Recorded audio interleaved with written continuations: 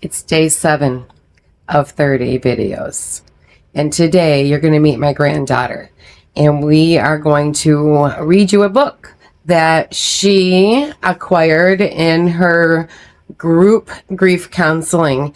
I know we've talked a lot about my grief and what it's like as a parent to lose a child and what I go through.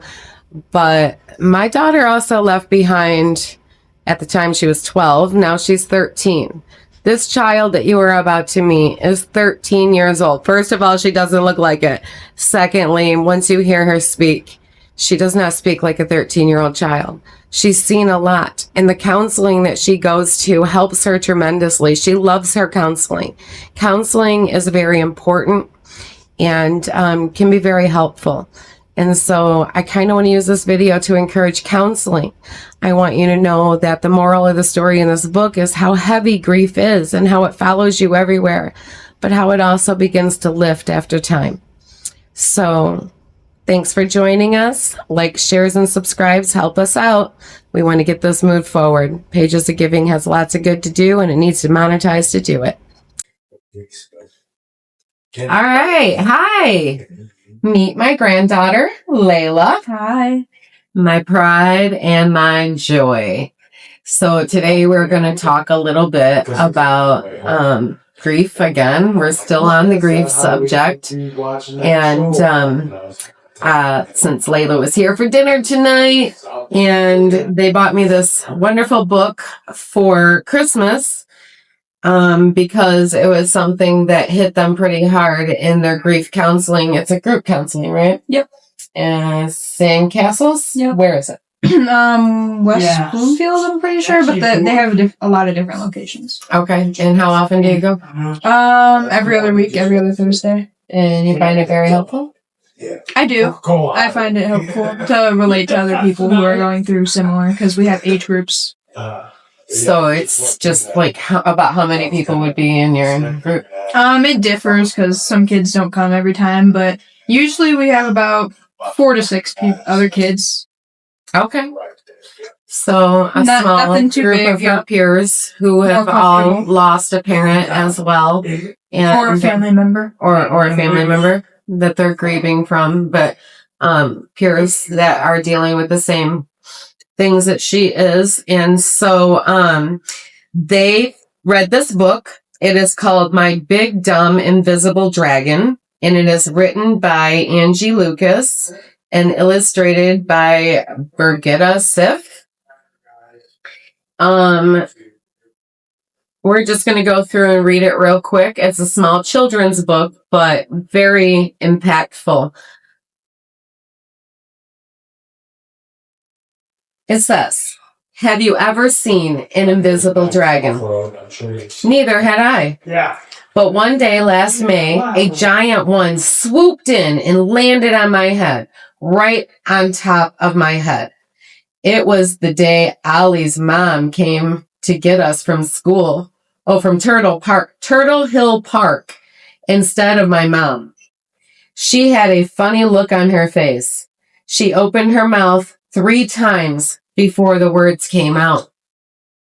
I don't know if a dragon rode to the park with Ollie's mom or if he was already there hiding in the trees. All I know is I didn't see him coming. And once he was there, he would not go away. Dad and I had to get used to making dinner without Mom there. We had to get used to how quiet it was in the car without her singing along to the radio. We had to get used to movie night without her famous peanut brittle popcorn.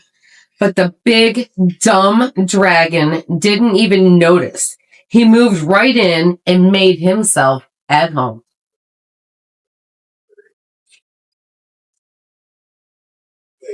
He curled up on my chest every night when I was going to sleep.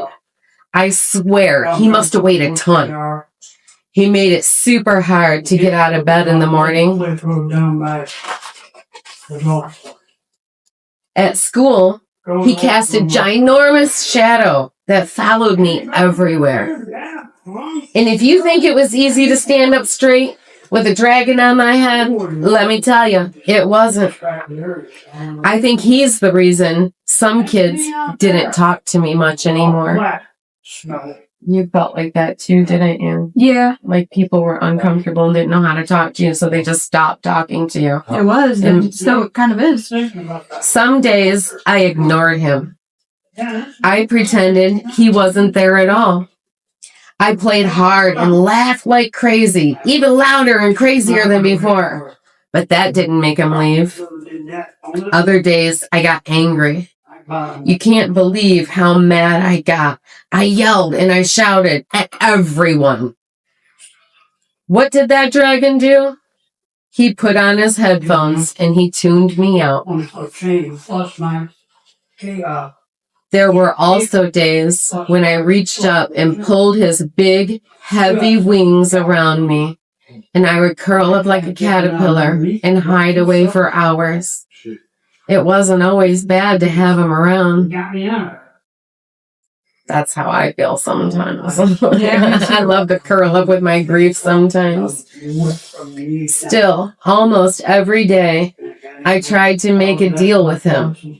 If you'll just get lost, I'll never say a bad word again, I told him. I thought maybe if he left, things would go back the way they were. But he didn't seem to care what I wanted. Not one bit. Then, one day the sky was filled with cotton candy clouds. Holly invited me back to the park. That thing was like... I made myself roll and cartwheel and race down Turtle Hill just like before. I ran so blazing fast that my hair stood straight up like uncooked spaghetti, which made Holly giggle. Then something happened that I wasn't expecting at all. For the first time in months, I forgot all about the dragon. When we ran out of breath, we flopped down on the grass and took turns spotting shapes in the clouds. I see a giant octopus, I said. Does that look like a chicken to you? Allie asked. There's a pig. Or is it a bear? I asked. That one kind of looks like a dinosaur, Ollie said. Actually, I'm pretty sure it's a dragon. I don't know what the dragon saw up there in the clouds, but after that day, he started soaring even higher and staying away longer. He often disappeared during the gym and recess. Sometimes he'd miss a whole soccer game. Once he was gone for an entire weekend. But he came back just in time for my birthday party. I tried all the tricks to make him go away. Skedaddle! Vamonos! But what do you think he did? He just put on a rainbow-striped cone hat and stayed for the party. I finally just gave him a piece of my birthday cake. There you go.